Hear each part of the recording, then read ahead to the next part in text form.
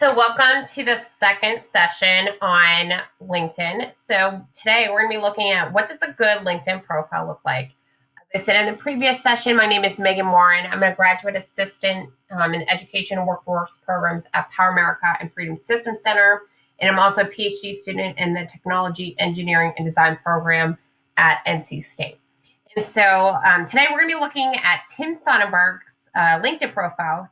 He is an undergraduate research scholar and former research experience for undergraduate student that really has shared even insight with me about his experience with LinkedIn and creating his profile and how he's used this to create an awesome LinkedIn page.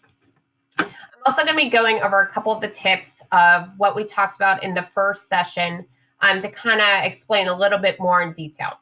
So when you come to Tim Sonnenberg's page, you can see a couple of the things that we discussed. So in his profile picture, you can see he has professional attire. It's very clear picture of him in a professional background. Something I didn't really talk about as much or at all is the cover photo. So if there's like a research project, this is an opportunity for you to show maybe some of the research that you are doing currently. As you scroll down, here is what we were talking about with the headlines. So you can see he has his position and who he works for. You can also see you list his university, his name. This is something that's pretty cool, is to see how many connections that Tim has made. So even Tim was giving me some grief because I don't have as many as him. But you can see having connections is pretty significant of showing how many people you have actually networked with. Moving down further, you can see that he has a summary. It talks about himself, his focus in his research, and kind of also the professional skills that he has. There's also the option of uploading your resume, but that's totally up to you. But when industry looks at this is what they're going to see. They're going to see what you have in common. This is kind of like Facebook and the fact like mutual friends, but you see your mutual connections. I can see Tim and I both have in common that we go to NC State, but this is an opportunity for industry to see what you have in common with that. Tim is very active on LinkedIn, so you can easily see the activity. So when I talked about in the first session about making sure that you're active, it shows it's not that he just has a LinkedIn profile, but he reads articles and he connects with people through social media.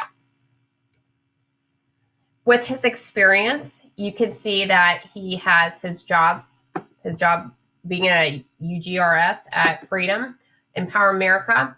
But something to keep in mind to see more closely is how he organizes it. So he has a setup of how he bullets his activities. And there's not any certain format, but just make sure whatever you do, whether it's bullet points or a summary, that you are consistent throughout, or it's at least appropriate for whatever job position that you are describing. So in the previous session, I also talked about a research poster. So Tim has actually uploaded a research poster that he did at working at FREEDM and Power America. So he actually has it listed on his profile. And this is an awesome way to show your professional skills that you have presented in the research that he's currently doing. And he has also uploaded his publication, his education. He includes his societies and his activities. There's a couple places that you can also, you'll see if you are exploring LinkedIn further, you can actually list different organizations that you're a part of, but it's up to you to where you actually want to list this.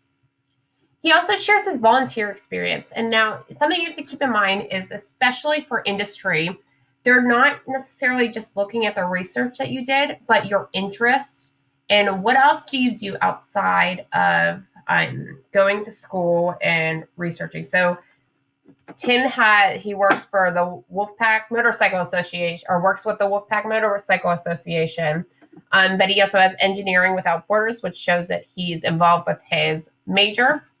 This shows also unique volunteer experience. So here's something we talked about with featured skills and endorsements. So you can see that Tim has listed a diverse amount of skills. He has professional skills, but he also has programming skills and engineering skills that will matter to industry. And what's really significant is that you pick that diverse skill set because industry, like I said, wants to see a holistic, well-rounded engineer.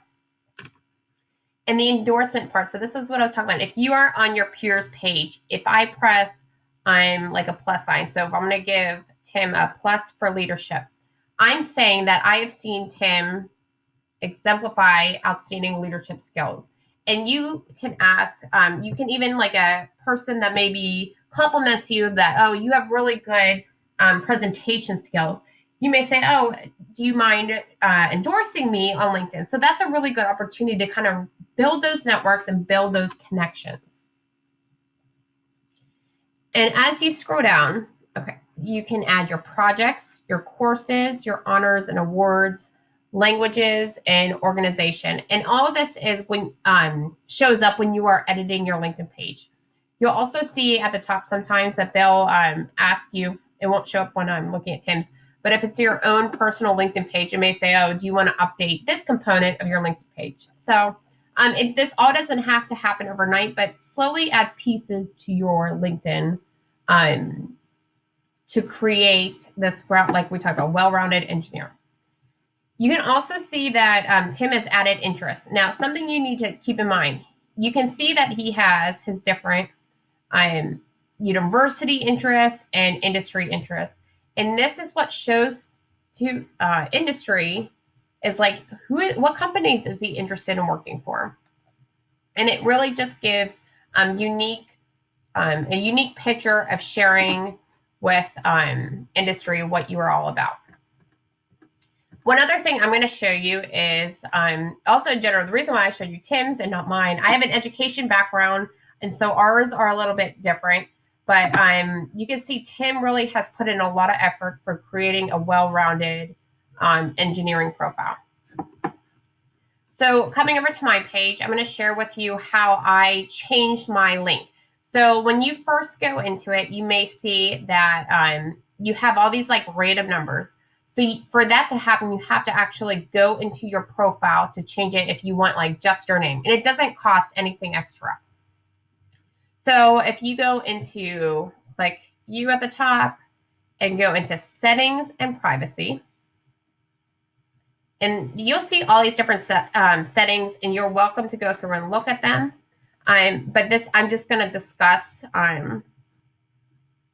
how to add your link. So you'll click onto settings and background or settings and then click privacy. And it's going to say edit your public profile. I'm going to click change. And it's going to say edit your URL. So when you look at it, I had like some random numbers at the end with some dashes, and I just changed it to Megan Moran.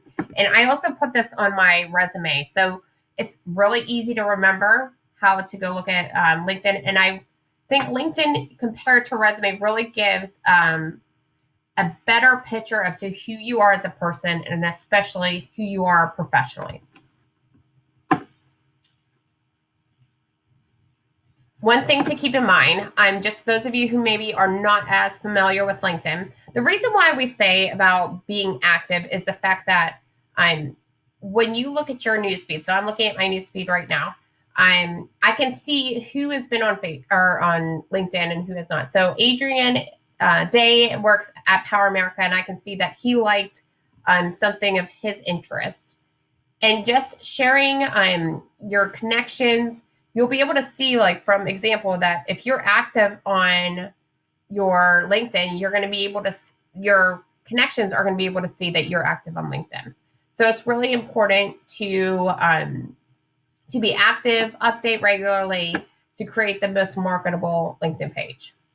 Like I said, my name is Megan Moran. If you have any questions whatsoever, you can email me at mcpatber@ncsu.edu for any questions or comments or concerns. Good luck with your profile, and you will be hearing from me probably pretty soon for submission.